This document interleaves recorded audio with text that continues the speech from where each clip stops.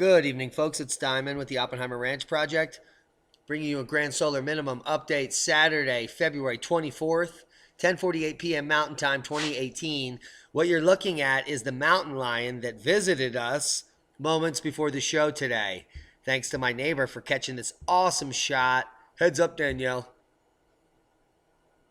Now, as the new Weather Ready Nation ambassador, we're going to start with the Weather Ready Nation ambassador map. Give you a heads up right here what's going on across the nation.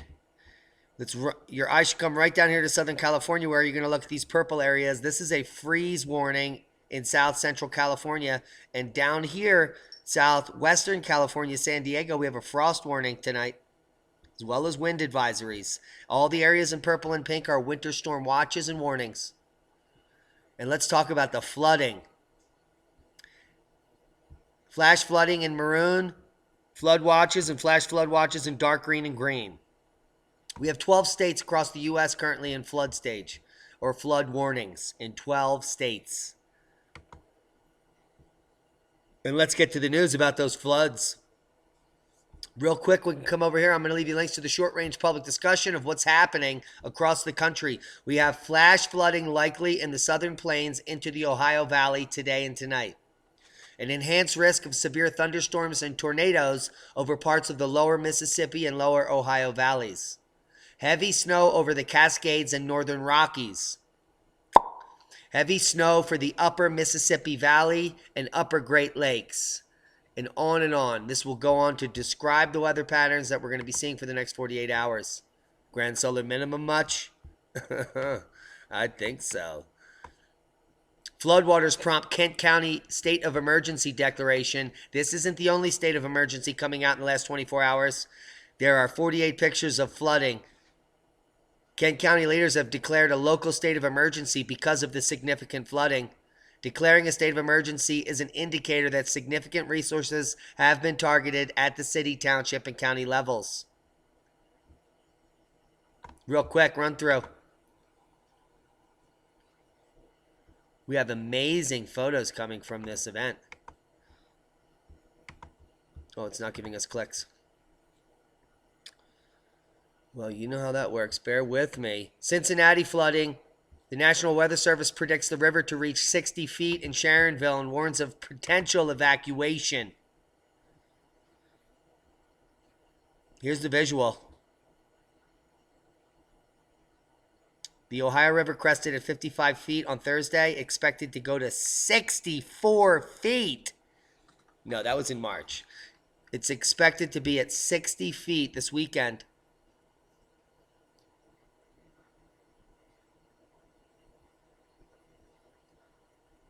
Which is 5 feet above moderate flood stage. So we'll be seeing how it crests on Tuesday, and we'll be watching this. And if that is any indication, 6 feet above that would be completely underwater. Kind of like that swing set. On Saturday, Governor Case issued an emergency declaration for 17 Ohio counties in response to the flooding. Hopefully no children were swinging over here. The declaration activated the Ohio National Guard to assist community responses to the flooding. Preparation efforts include deploying troops in response to local requests to help install floodgates along flood walls and other things to prevent flooding, which is going to be difficult because the river's going to be cresting for 4 more days. According to Fox 19, the Ohio River to reach 60 feet by Sunday. People are packing in bags. That's not a good sign right there. The Ohio River is rising at a faster rate than expected. Everything's underwater. Hello? We'll go to live to Chopper Diamond. I can't do it, folks. I'm trying. Guys, I was down in the Quad Cities in the Mississippi, 96, 97, for one of the biggest floods of the century. That's what they called it.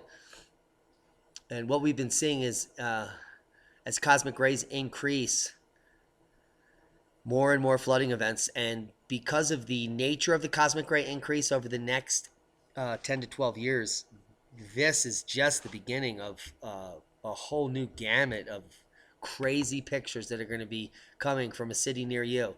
So if you live near a river in a city, heads up, you'll probably be flooding.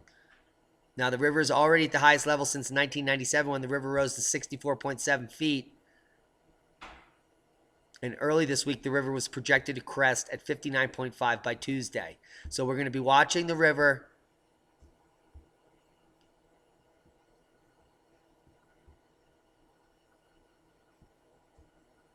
And there's more rain forecast in this area, so I would not be... Here's photos from the major flooding in the tri-state. I'll leave you links. There's hundreds of photos coming in here. Thanks, Twitter. What will we do without social media? When the grid goes down, guys, people are going to be lost. They're going to not know how to get the information they need. So you should be working on securing ham radios and your ham radio license so that you can communicate with people as the coming times progress. Just some moderate flooding. There's nothing really crazy there. Governor Greitens declares state of emergency in response to flooding in southern Missouri. So we're all over the map here. Missouri Governor Eric Greitens on Saturday declared a state of emergency in anticipation of flooding through the southern Missouri. He signed an executive order activating the National Guard in that state. It ensures that all your guns will be taken and all your homes will be looted. So that's a heads up for you in Missouri. Landslides and flood watch continue throughout western Pennsylvania. Totally flux there. What is this little wing? Look at that. Is that a spaceship? Hello, Elon Musk. Local public safety officials said late Saturday that expected rainfall totals for the remainder of the weekend had slightly decreased. However, the area is completely fluxed. A flood watch through early Monday for much of western Pennsylvania as another 1 to 1.5 inches of rain is anticipated. Now, with the coronal hole turning and some geomagnetic activity kicking up the weather for the next day and a half, some of these numbers might go back up. Let's talk about the cold snap bringing record-breaking temperatures across Southern California, and we have another night of record-breaking temperatures. I showed you where the freeze warnings and the frost in San Diego's warnings were issued. A cold snap set record-breaking temperatures across SoCal. Forecasters reported a low of 15 in Lancaster early Saturday, breaking a 20-degree record set back in 1955. Burbank saw temperatures dip to 35, a degree cooler than 1942. Long Beach hit 40 on Saturday as well, tying the 2007 record. Quit your bitching about global warming, Southern California. You're breaking all your records. And this has nothing to do with global warming. It has everything to do with the sun, that giant plasmasphere that is burning the flesh off of you when you walk outside uncovered because of the high UV, which is now penetrating our atmosphere because of our weakening magnetosphere. And you are here, which is going to continue to be lower and lower until 2021. We have quite a bit lower to descend and more insanity to cover. So there'll be more records broken. Severe weather alert, beast from the east set to bring 40 centimeters of snow blizzards and minus 10 next week. Heads up, UK. Now, thankfully, a qualified meteorologist is issuing the warning. So, it's not looking good for you, and we're going to be covering it. So get your knickers on. I'll just erase something that's probably critical to the entire production.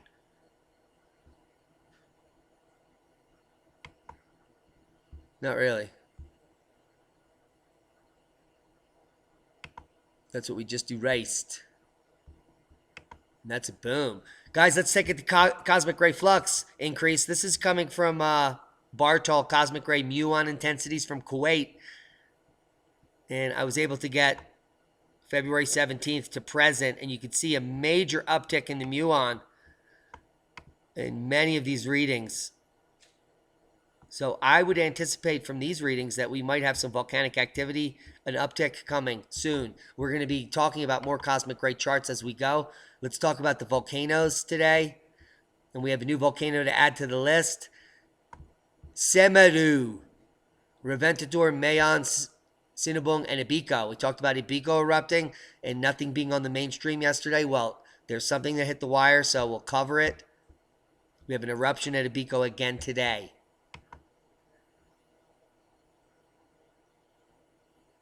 So the Russian Pompeii volcano on Kyrills sends a 2-kilometer ash plume into the air. And this is Ebeko. Volcano Ebeko is a natural site featuring quite often in news reports, as it frequently stages spectacular ash shows for those living in Russia's Sakhalin Islands, as well as a guest to the picturesque Far Eastern region. So coming from this nice person's Twitter feed, Dr. Janie Krippner, volcanologist, we have this nice photo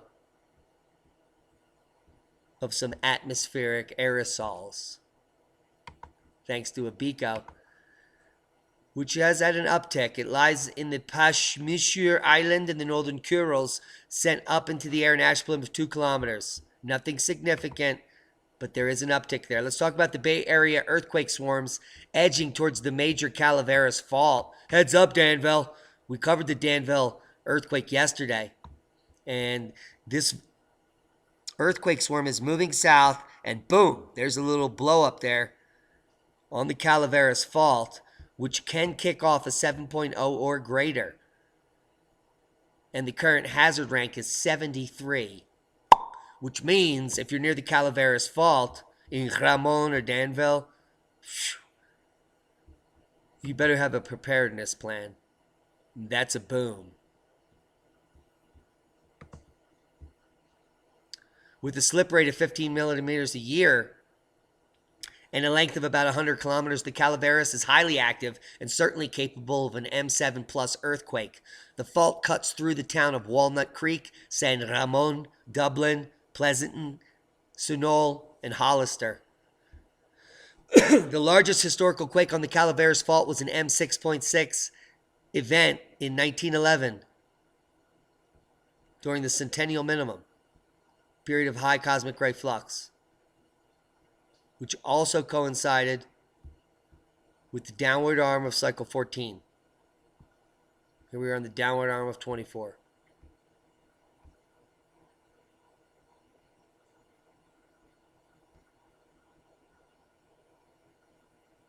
Inconceivably and unconscionably thrown out. Only one 1911 seismogram from the U.S. survived from the University of St. Louis, which was saved by Professor John Ebel. That's crazy. Professors began to die and they threw out their seismograms. Now, the swarm likely lights up portions of the faults that suddenly begin to creep or slip much higher rate than usual. Some 600 quakes struck San Ramon, also near the Calaveras Fault in 2015, and another swarm struck the central portion of the fault in April of 2016. Neither triggered a large shock. Most faults do not creep at all, but parts of the San Andreas, Hayward, and Calaveras all do. These are slow slips. So the more they slow slip, the closer they are to a large event. And that's a heads up of the biggest proportion for all you science heads. So a quake in the Bay Area is inevitable. So is a quake in UK. Now, earthquake warning, UK struck with 21 quakes in 50 days. 2 months ago, I predicted that the UK would be experiencing earthquakes during this grand minima, unlike the likes of which they haven't seen for hundreds of years, and that's exactly what's happening. The shocking figures show there have been 21 quakes in the UK in the last 50 days, including the biggest in 10 years, and this is just the beginning. So there are going to be bigger quakes. We're talking 4.8, 5.2 coming to the UK soon. Now, most of the larger quakes hit out in the Straits here, so we'll be watching it to see how it develops. Let's take a look at the seismic map. The only quake of note is a new 4.8 kicking off in New Zealand and a 4.6 in Tonga. We've had some earlier rumbles in the Philippines of 5.2 and here in Japan of 5.0. but nothing significant. Let's talk about the weakening magnetosphere and the increased UV. A lot of watchers are publishing the ultraviolet indexes and how they're above 10 today, and it's just February, and that should be something you should be considering. So make sure to cover up if you have sensitive skin, and do not buy toxic sunscreens. There are non-toxic sunscreens available, and there are also clothes at the thrift store that cost $1 that can cover your skin. The incidence of Merkel cell carcinoma has increased by an astonishing 95% in the last decade, according to the lead investigator of a national study published in the Journal of the American Academy of Dermatology. This rare but dangerous skin disease is becoming more common as the magnetosphere wanes. I'll leave you links to the article. Now let's talk about Lake Erie tsunamis. They're caused by extreme weather, not by earthquakes. Look at that cold front. Amazing picture there. Wow. And we have a picture here of where tsunamis make landfall on the Great Lakes. And these are 10 events or more in the big circles. And you can see the squares determine where death, damage, injury, or other events occurred because of these tsunamis. Now, these tsunamis ripping across Lake Erie and other places across the globe that are not caused by seismic activity but are caused by weather are called meteotsunamis. And you're about to learn something about a meteotsunami. A meteotsunami is an overlooked public hazard, and I'll leave you links to this paper here coming from the Ocean Sciences meeting of 2018.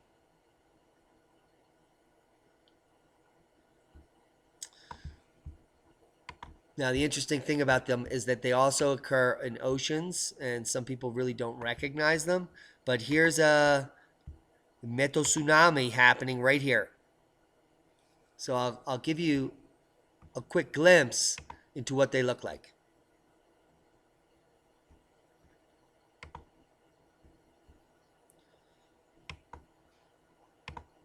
Full screen is unavailable. So you can see where the natural shore is and this child playing out here.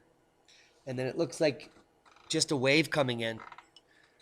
But then it keeps coming in. And people start freaking out. Look at how it's pushing and pushing.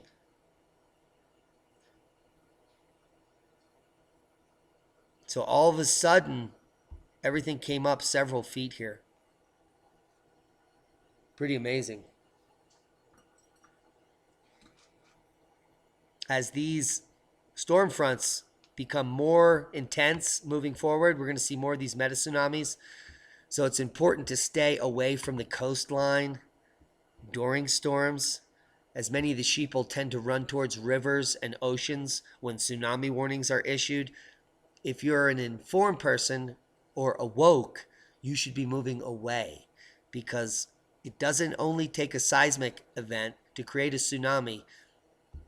These meteotsunamis are created by storm fronts. And the way that we see that the temperature differentials from one side of the front to the other developing as we descend into the grand solar minimum, it's a good idea to stay away from large bodies of water during storms. I'll leave you links to all this. Real quick, let's take a look at the space weather before we get crazy here. And here we are at the solar minimum sun in A range, low A, no sunspots for a week now. And you can see the plasma solar wind stream dropping off with density and temperature. Totally quiet. Here's the drop off we predicted, and it is occurring. We even went down to KP as 0 for a moment 12 hours ago, and we'll be returning to KP 0 until coronal hole 72, my bad, links up with us in just about 24 hours. So this is the live picture of coronal hole 72 that is turning away from Earth facing. And in just about 24 hours, the plasma stream from this should be entering Earth's atmosphere and causing a ramp up in the solar wind, and also a ramp up in geomagnetic activity, somewhere right here around February 26th. In the meantime, we have a lithospheric warning for earthquake uptick, and that's a heads up. Some of you have been asking why I continue to say we're continuing to descend if we're at the bottom. Well, we're not at the bottom of cycle 24 just yet. So I'm going to bring you over here to NOAA and the predicted sunspot number and radial flux moving forward. And here we are, February 2018. The prediction is 5.7 sunspots to 12.7. And as we move through and get to 0 sunspots somewhere in December of 2018 or January of 2019, it's going to remain at 0 sunspots as the radial flux diminishes through 2020. And according to the prediction, we haven't reached bottom yet. And they haven't predicted further than this. So the descent continues through 2020 with increased cosmic ray flux, increased flooding, increased weather anomalies, crop loss, all the things we've been predicting. And according to NOAA, it's going to continue to increase to at least 2020. My prediction is to 2021. If we go over to the larger scale Oulu Neutron Monitor data, you can see where we're at in cosmic ray flux in a larger scale. The highest peak in cosmic ray flux that we have had in human history is right back here in 2010. And so the levels as we descend into this minimum are going to exceed that. And if you project this out, that doesn't happen until 2020. So heads up for 2019, 2020 to be an epic year to live on the earth. Let's talk about Robert Felix, our first guest on the radio show. Guys, if you don't know the radio show, Oppenheimer Ranch is now on freedomslips.com from 10 p.m. to 12 Eastern Standard. That's 7 p.m. to 9 Pacific time. And if you do the math in between, but it's Wednesday nights on Studio A. Go to freedomslips.com Wednesday night and just click on Studio A. And it'll take you right to our radio show. Now, our first guest is Robert Felix, who is the author of Not by Fire, Not by Ice, as well as Magnetic Reversals and many other topics we will be discussing on the launch of our radio show, which is this Wednesday, February 28th, 10 p.m. Eastern Standard, 7 p.m. Pacific. And I just want to throw out to you guys, if you want to ask Robert Felix a question, it's not a call-in show. So send me a question to oppenheimerranch@gmail.com. I'll be happy to ask it live on the air, and you can hear your question asked while you're listening to the show. So Ask Robert Felix a Question is tonight's Grand Solar Minimum Radio Show task. If you want a question answered by Robert Felix, send it to us at oppenheimerranch@gmail.com. And we'll ask it to him live on the air February 28th. And that is a boom to science. And a heads up to all you science heads. Now let's talk about cold times ahead, preparing for the mini ice age. It's what we're going to be talking about on the radio show. And we're going to be talking to Anita Bailey, PhD, the entire month of March. So if you enjoy the program on February 28th with Robert Felix, and you're interested in preparing for the cold times ahead, the entire month of March, Anita Bailey will be joining us to discuss how to survive and thrive in the next Grand Solar Minimum. And that's a boom. Hope you got something out of the video. We're very busy over here trying to get the word out and trying to get the public to prepare for the oncoming cold and the earth changes that are ahead. There's no one that can predict how the empire will unravel. But just like he's about to push the detonator, it's about to happen, folks. Every second you waste preparing is a second you're missing to survive and thrive in the new future.